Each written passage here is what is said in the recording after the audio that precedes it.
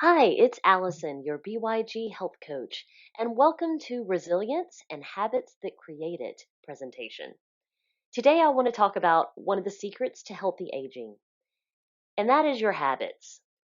It's a fascinating subject, and we all know that we have them, but don't always know how to change them or why they're there. Thanks to my colleagues at the Institute of Brain Potential, I'm excited to share some of the results of their well researched findings as well as learning what habits actually make us resilient. Now let's dive in. The part of your brain that drives habits is different than those cognition centers that we talked about in our memory presentation. They do not rely on memory skills at all. Even someone with severe memory problems doesn't forget to brush their teeth. So, a few things to understand about habits. They are an automatic response to improve our chance of survival. This protective response is an evolutionary or instinctual response, but not always good for our modern day well being. They are unconscious. You are not aware you are doing them. Unconscious reactions to environment can be driving a lot of our behavior, and there's lag time in our consciousness. So, what we want to do is learn how to bring these unconscious habits to consciousness. There is a powerful reward system that is running the habitual cycle. Habits are about right now. They don't care about later or the consequences of that action. This reward loop is very powerful and it produces a chemical reaction, resulting in urges and cravings. Dopamine is the main neurotransmitter involved in this reward circuitry, and it is constantly scanning your environment for cues that forces an immediate action, then you feel pleasure, known in psychiatry as the vicious cycle of addiction. This cue action reward cycle has been extensively studied in drug addiction, but we are learning it is much more insidious than the obvious drugs. And for our purposes today, we can simply understand that the power of our unconscious, reward centered response to our environment is very powerful. And remember, habits are instinctual protective mechanisms and they are unconscious. Let's take a look at how immediate gratification equals destructive trade offs. Unhelpful behaviors can seem fun and rewarding at the time, while cookies and a soda might be lousy choices for a nutritional lunch. They sure do taste good, and the sugar and caffeine are highly rewarding to our brains. Numerous other examples provide this instant gratification. We live in this world, right, where we can order something that we want and have it show up on our doorstep the next day. We can lay around and binge TV as long as we want. We can scroll through social media. And these all seem enjoyable at the time, but they may have consequences later. The brain weighs options and considers the expected benefits. Let me explain. If you expect big benefits from behaviors that lead to poor health, then you will likely make self destructive choices. If you expect helpful behaviors to be boring, painful, or unpleasant, then you probably will not do them. So, altering expectations about the benefits of behaviors can lead to big changes in health. In order to make good choices that lead to long term wellness, we need to be able to forego immediate gratification at least some of the time. The following examples are thought habits that can decrease urges and cravings. Take a moment to consider your choice as though you were caring for your future self. From there, you can redirect your choice because you brought it to consciousness. When you ask yourself, is this cigarette going to help me when I want to be able to stay active 20 years from now? The choice becomes obvious. Next, evaluate your value system.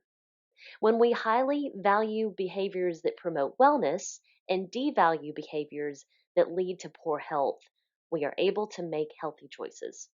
And lastly, learning to recognize and take advantage of more opportunities in your life can help you to make decisions with greater long term benefits.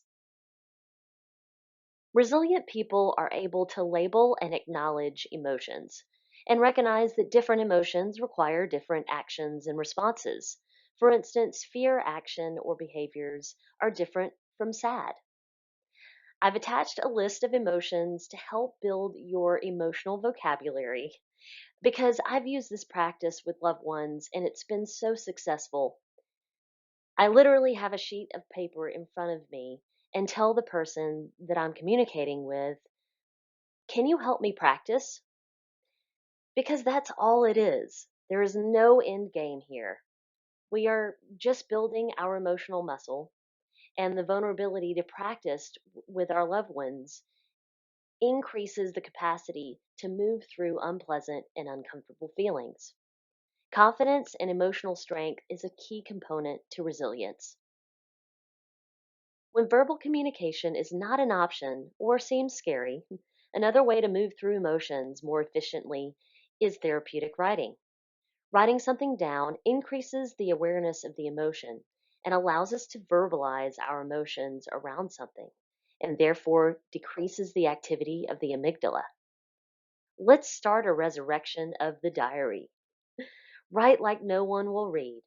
The risk of containing or suppressing those emotions is much higher than someone finding it. Writing is an expression, an action, a letting go. If we do not take these action steps and verbalize, label, and move through our emotions, the brain will be in the habit of ruminating. This is a difficult habit to stop, but let's take a look at some of the negative implications rumination can have. It increases stress and perceived problems, leading to giving something an unnecessary amount of energy. It turns an acute stressor into chronic stressors. Why Zebras Don't Get Ulcers is a great book that explains how our bodies are impacted with chronic stress. It impairs concentration and cognition.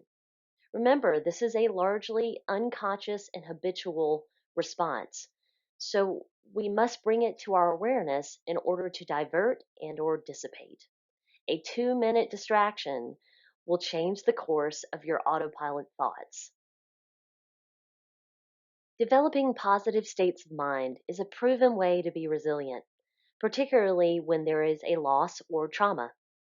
The Grieving Widow study, which interviewed on camera and did 6-month follow ups with wives that had lost their husbands, showed that the ones that smiled more showed more resilience. And I mean a real smile, not the fake ones. Even though they were sad and or grieving the loss of their husbands, they were able to remember the positive times and truly cherish them. This can be a very difficult task when you are grieving, and it's important to feel all the feels and give yourself grace during the process of loss. But good practices that you can implement at any time are positive emotion generators. Having compassion for yourself and others, gratitude journaling, which I hope you have a habit of by now, laughter therapy. This is a proven tactic for releasing the threat of stress. And we see this in the image of Bob Hope. Remember how he toured the world in places where soldiers were experiencing tremendous threat. Why did Hope do it? His daughter Linda said it simply, I think it has to do with laughter.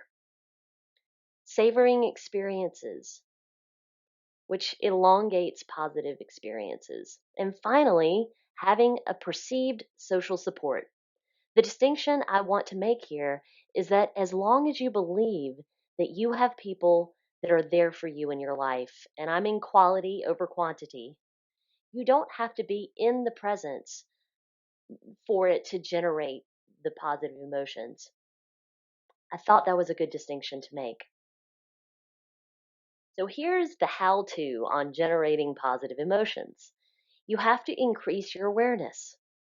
This is where practicing mindfulness, meditation, and making an agreement to take care of the body comes in.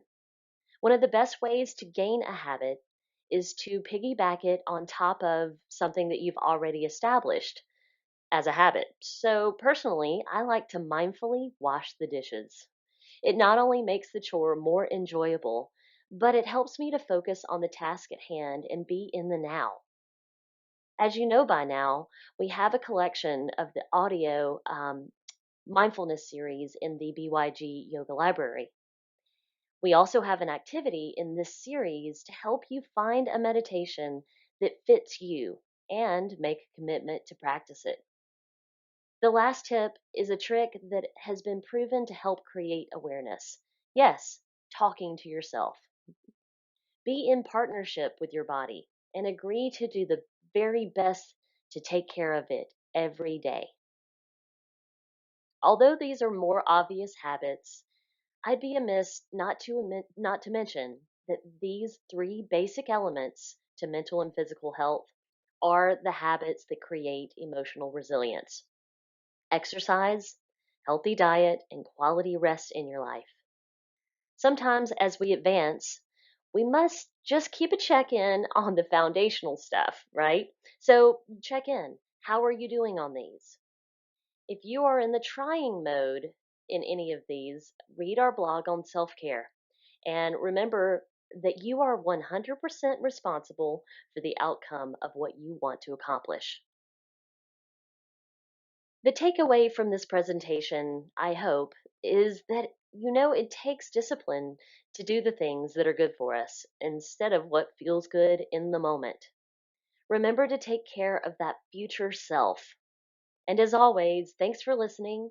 And until we connect again, take a deep breath and keep living big.